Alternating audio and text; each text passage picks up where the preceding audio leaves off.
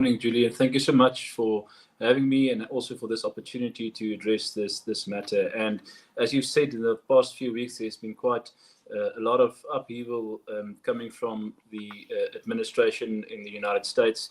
It has caused a lot of questions in our country as well, and therefore it's good to respond to the introduction that you've just laid out for us there.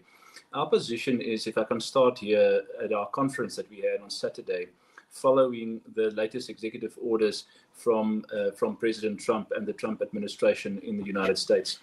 Our view is firstly that we also issued a Afrikaner declaration last year. Our future, we view our future to be in this country.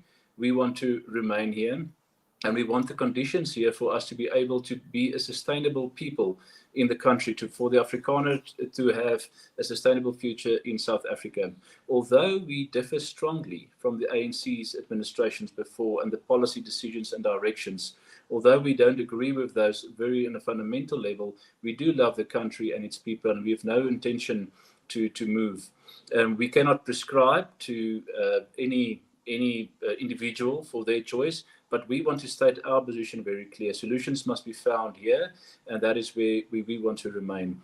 We think that the result of this past few weeks of executive orders against South Africa can be placed squarely on the conduct of the ANC themselves. We must keep in mind that even under the Biden administrations, they had, through Republicans and Democrats, and we know that the political situation in the United States is as such that one can't say that the center or there's good relations between Republicans and Democrats. Hopefully that will change now. But for quite a number of years, there's been not a strong unity between the two parties. So for both of those parties to say that there's an issue of South Africa, and they've listed it, and it ranges from the Land Expropriation Act and the rhetoric on land. It is in relation to military cooperation with US adversaries. It's in relation to the legal actions that the South African government has taken, and also in relation to voting patterns in the United States. And that has placed a searchlight on the South African government that led, we think, ultimately to the decisions that the Trump administration has made. So to conclude on the introduction, we do have all intentions to stay in South Africa and address our solutions, and we want to do our utmost best to do so. But we think that the range of executive orders can be placed securely on the shoulders of the ANC, and we think it's they that must answer to why, with the biggest economy in the world, they want to take in this position against him. Okay, so you're obviously saying that, there's been talk about repatriation of Afrikaners as refugees in the USA. We're also hearing things like, there's just been such a slew of reports regarding this matter. There's been suggestions that approximately 10,000 Afrikaners, be they farmers or not, are wanting to get refugee status in the United States. How do you respond to that? Yeah, I've also read that report, and I think it's even more now. And the report that I've read stated that those are inquiries to know more about the process. And I think, if I can speak from an Afrikaner perspective, a community in this country, they see that we see that many of the decisions that has been made since 1994 in relation to our country is not working. We can see that there was such a flurry of hope, and I want to say there was a flurry of hope with regards to the ascendancy of President Ramaphosa to the podium of the ANC. In 2014, he was elected deputy president. He was of the ANC in 2012. In 2014, he was the deputy president of the country, and there were all of these promises made, and people were really hoping for positive change. And what we've seen over this past decade, at least, especially since the last term of President Ramaphosa, he's taken in positions that, from our view, is fundamentally wrong. And it is also, if you look at other countries around the world that have adopted the same approach to the land, same approach to healthcare, same approach to all of these different policies that we have, we've seen what the effect of that is. And we are here with the president being in a high position since 2012, but we are still sitting only with a 0.4% economic growth. and we are still a very small economy. The change is not happening. And then you have a situation where it seems like there's a very negative rhetoric in the political climate of the country as well. And the net effect of all of these and more, the net effect is that people starting to lose hope, and they feel powerless to affect things, because whatever happens in the country, it seems like the government and the policies remain the same. So they want to have some change, but they don't know what that change might look like. And when you have the biggest country in the world, or the largest superpower in the world, saying that I see you and I see there are things happening in the country which affect everyone, there is some sympathy, and people elevate to that. What we want to do, if I can just maybe underscore again, what we want to do, and we've stated this on record for years on end, we want to create the conditions for people to remain in the country, and we do so by way of what we call self-help organizations. We are not the state. We don't get a penny of state subsidy. Everything, the funding that we get are given to us freely by members, monthly basis. If they don't want to contribute, they just can stop their membership or cancel their membership. So we must be very precise on how we spend our resources. And our resources are spent on knowledge institutions, to create schools, to create universities and technicons, which we've done, to create safety structures across the world, across the country, and also to have joint projects with other communities in the country. We know we call South Africa a community of communities. We are a diverse country, and we think there's a lot of things that we have in common, that we've got a lot of shared interest, and we should rather focus on the shared interest that we have in this country, in those aspects that divide us. So, Werner, we understand that AfriForum have very close ties with people in the United States government, right wing, um, obviously Republicans. And over the years, they have visited these Republicans and have painted a scenario of the situation in South Africa, and have probably misrepresented the situation um, as it actually is. Yes, South Africa does have its share of problems, but coming to the expropriation of land, I've been talking with a couple of people, analysts, over the past few days regarding this matter, and they have categorically stated that land is not going to be expropriated without compensation.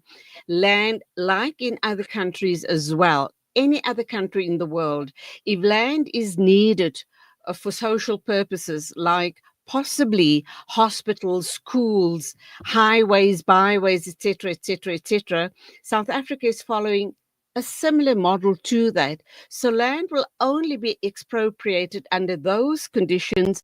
And going back to when the conversation regarding land started, at that point, government did say willing buyer, willing seller, and they would try and compensate as fairly as they possibly can. There obviously will be certain situations where that won't happen, due to several factors. Maybe the seller is not willing, maybe the seller is not willing to settle on the price, and a whole host of other issues that come into play as well. Then there's the issue around um, tenants on the land whose family, when we look at the Cape, Western Cape and Eastern Cape situation, we know there's been generations of laborers that have served the farmers, and yet they are without land. And one of the ministers suggested that those people need to be taken care of. They need to be given land to possibly farm for themselves, not in competition with the farmer, but because their families have been there for generations. It's fair that they get some form of recognition and compensation for the fact that their forefathers have farmed that land and been pretty faithful to those farmers. So those are the type of issues that were brought to the fore regarding this. And as we also know, that in the past, very sadly, these very laborers were exploited. They were never compensated monetarily. We know about the disastrous and heinous DOP system payment. So those are the type of issues that are being addressed regarding land expropriation. Your thoughts? No, thank you, and that's a fair question. I think I'll start with the Expropriation Act and what you've stated there. I think, firstly, in general, expropriation is not a strange phenomenon in the world, and also not South Africa. The previous act was dated in 1975, and you will have similar acts right across the world, including the United States. So where the differentiation comes that I would want to highlight in what we have currently with the Expropriation Act. Firstly, normally expropriation happens for a public purpose. The public purpose that you've listed there are legitimate public purposes. I've got a piece of land, there's important infrastructure that must go through that land, and then you get that, you do have that expropriation that may take place within a certain legal framework. So that is not controversial at all. When it becomes controversial is if we look at the wording also of the Expropriation Act, and we realize that there's been a build-up to this act. You can trace it to the resolutions taken by the ANC, where they were very explicit to say expropriation without compensation, and that is something that raises a red flag. The red lights go on across the globe when a country moves over to that step. Secondly, we had an attempt a few years back to amend the constitution to allow for this. Luckily, it didn't succeed. The present act, it doesn't merely refer to public purpose. It then brings in, together with that, the notion of public interest. And that is defined very broadly. And together with that, they've established certain hurdles in the act so that it may appear that it's not as easy to simply take over land, that there are certain hurdles, and they list the factors. And then there are certain open-ended provisions also made in the Expropriation Act itself. For example, when they list the different factors in section 12.3, you would note that there's a word saying amongst others, which means it makes it open for the person that has the discretion ultimately to make that determination. And from an agricultural point of view and from an economical point of view, that creates grave uncertainty, because one doesn't know what and how that discretion may be exercised. And that is where the issue with the Expropriation Act lies with regards to our position. In relation to what you've said before the Expropriation Act, and just stating the general feel around the country in our visits across the globe, specifically Europe and the United States, I can maybe say that there's been for the past few weeks these reports that suggest that there was a disinformation campaign ran specifically by AfriForum. Yep. Although those reports were quite prevalent this past few weeks, there was not mention of specific what the disinformation was. But I was in the United States a few years back, and I can share with you exactly what it is that we share. Okay, Werner, sorry, sure. I do apologize for that. Can you hold that thought, please? We need to go for an ad break. When we come back, I'd like to pick up on that issue and a whole host of other issues regarding this matter. So please stay with us. Sure. Rejuvenating media day by day. This is Salam Media.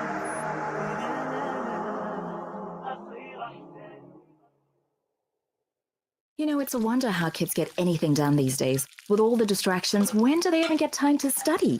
As a mother, all I can really do is make sure they have all they need to perform at their best. That's why I choose to include Sunfoil triple refined pure sunflower oil with every meal I make. Naturally cholesterol-free and approved by the Heart and Stroke Foundation as part of a balanced eating plan. So whether I'm cooking, frying or baking, I know every dish will be a wholesome one. Sunfoil, now we're cooking. They say breakfast is the most important meal of the day, yet many children go to school hungry because of poverty. Penny Appeal South Africa's Breakfast Club aims to get a warm, hearty meal to underprivileged children so they can spend their day prospering in their schoolwork. Help feed a needy learner for only 5 Rand a day, or 150 Rand a month. Or visit our website www.pennyappeal.org.za or call 031 1100 573 to find out how you can donate. Penny Appeal South Africa. Small change, big difference. Discover the Africa of your dreams and surround yourself with her spectacular beauty. Relax beneath her serene sunsets and explore wildlife at its natural best. It's where the pride of Africa comes together. The Kwantu Private Game Reserve. Get to know the Big Five or cruise on an elephant safari game drive. Interact with lion and tiger cubs and enjoy world-class halal cuisine while we pamper you during your 5-star stay. Indulge in the true African experience. For reservations, call now on 042-203-1400 or visit kwantu.co.za. The Kwantu Private Game Reserve, the place of gathering.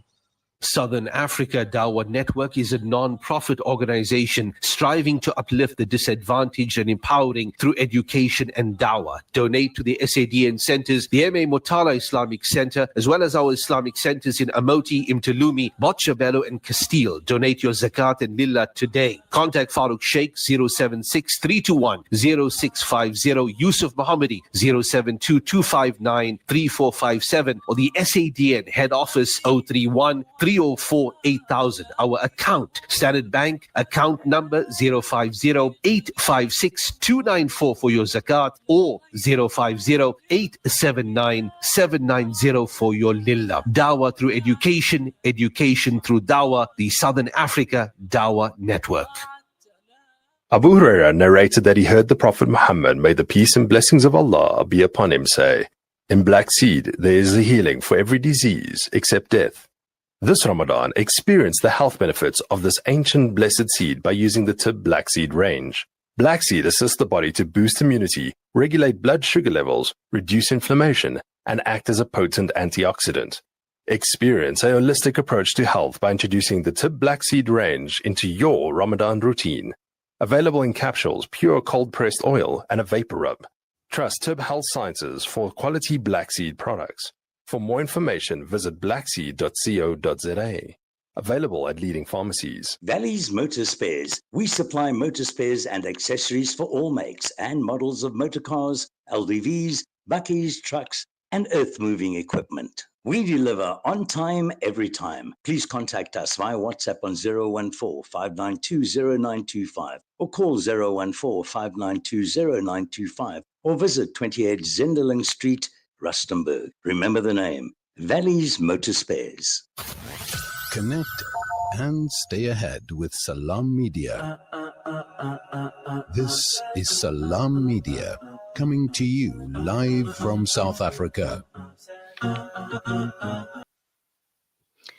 Welcome back. It's exactly 8:22 a.m. This is News and Views on Salam Media. My guest this morning is Werner Human. He is operational head at Solidarity Movement. And of course, we're talking about Trump's refugee offer to the Afrikaners in South Africa based on the misinformation him and his administration have been fed regarding the conditions of South African farmers in South Africa, not only farmers, but the Afrikaner community as a whole. So the big question is, do South African farmers really want to flee the country? That's where Werner Human comes in, and we are continuing the discussion. Welcome back, and do continue with the thought that I left you with just before the ad break. Yeah, thank you so much. Just before the break, I was explaining that there was this reports this past few weeks that suggests disinformation on our part, on the part of our institution, and I said that was not true. And I also mentioned that the specific reports didn't mention what disinformation that they claim we in some or other way exchange with any other party outside of the country. So we deny that. And I was also explaining that in some of the visit that we have of the United States and Europe, and we try to also have good relations and establish communications with many institutions, especially in the agricultural sector on our continent. And we do reach out to all parties of the aisle, in whether it is in the United States, in Europe, or even where we are here at home. We do try to speak to everyone. And I was starting to say, what is the message that we want to bring over, that we brought over there? The message in broadly, what we say, we've got a report that we update annually, and it's for our own information also, and we've shared that, and we will share that. I think we do have it on our website as well, but we will be happy to share that.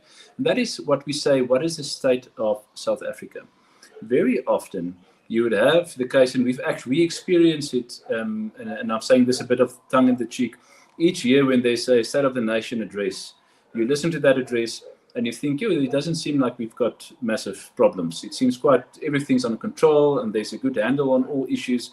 And that's a lot of the things that the international community also receives, that everything is going good, but then they can see, and we can see it as well, that the economic indicators of the country is not in a positive direction. The employment rates is not in a positive direction.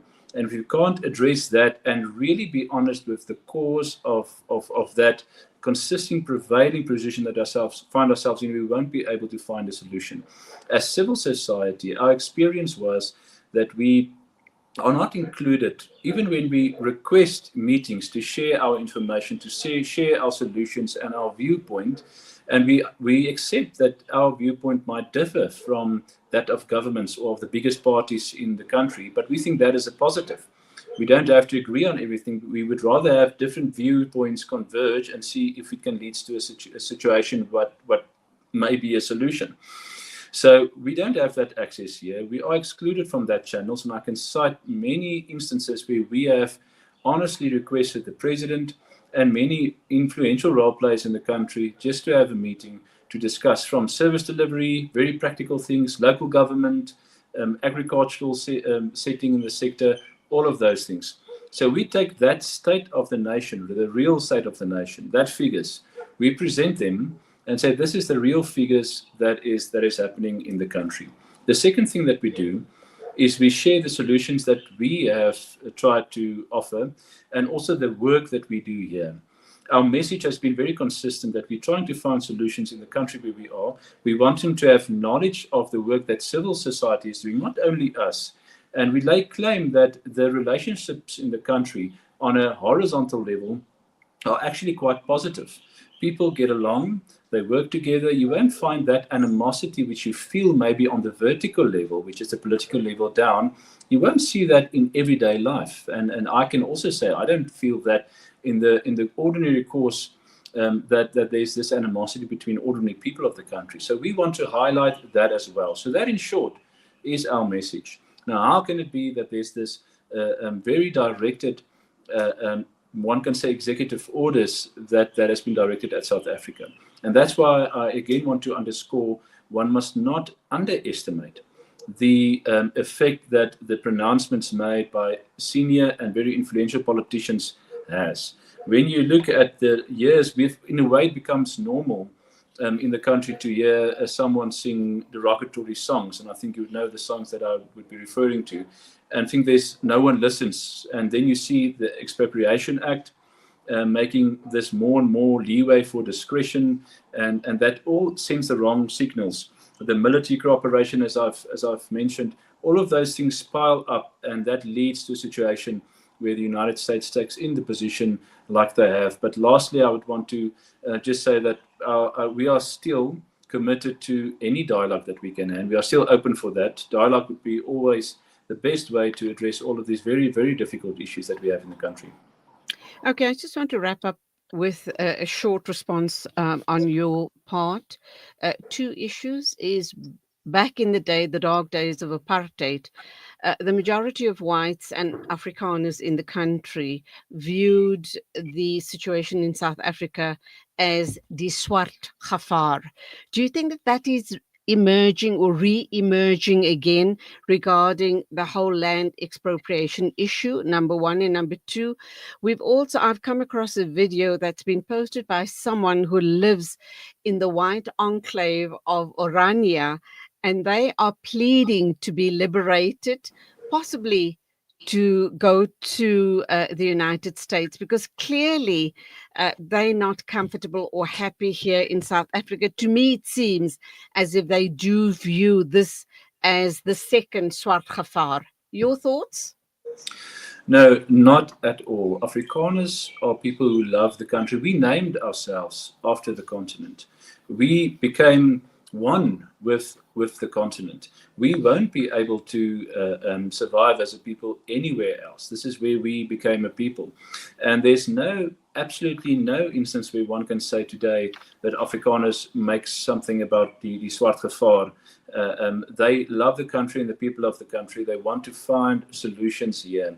But what is happening is what I've stated before. They are losing hope and they are losing trust. When you have the Bella Act, which is an act in relation to education, and it speaks about admission and language policies, and you see that Afrikaans schools make up less than 5% of the total complement of public schools in South Africa. And then you've got this legislation that try to hinder circumstances where a school can be a single medium Afrikaans school, and you have a situation where there are a lot of schools, thousands of schools, not sufficient schooling built, and you find the rhetoric, the political rhetoric, try to say that it is a group, external group. It's not our own shortcomings that we didn't build enough schools. It is because that these people are hoarding their schools and capacity, which is so far from the truth. It's a blatant lie, but it's been peddling as a truth.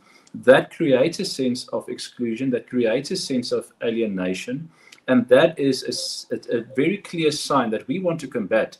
But that's a very clear sign that people are losing hope. And lastly, if one wants to have an explanation on why do Afrikaners feel so strongly about this, and I think it might be for many South Africans as well, not only Afrikaners, we've seen what happened in these past 3 decades under ANC rule. They have not governed successfully. It is a very big thing if our local service delivery is at the state that it is.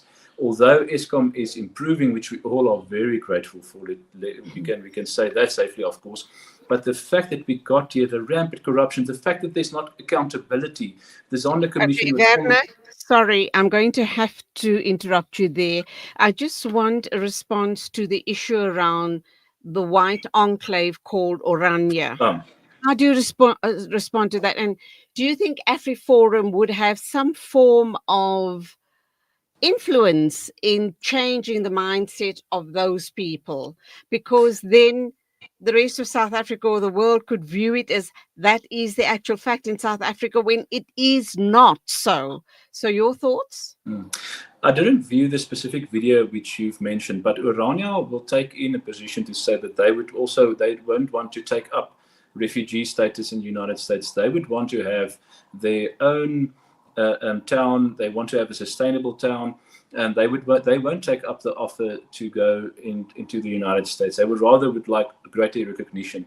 With regards to Oranje is a town in the Northern Cape. You call it a white enclave. They won't describe it as being a white enclave. They would simply describe it as them being a cultural community who wants to have a self-sufficient town, very similar to what you would find in the traditional authorities.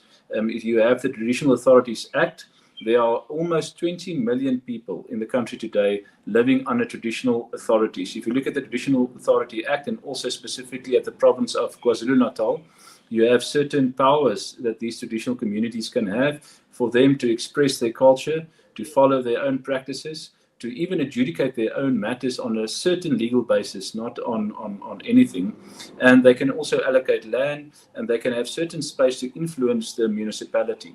The position of Oranje is that they would want to have a similar position to be recognized, not as a traditional community, but as a cultural community, to also occupy that space. So I suspect their position would be that they would rather want to stay in South Africa and try to be a sustainable town in South Africa as a community, one of many communities.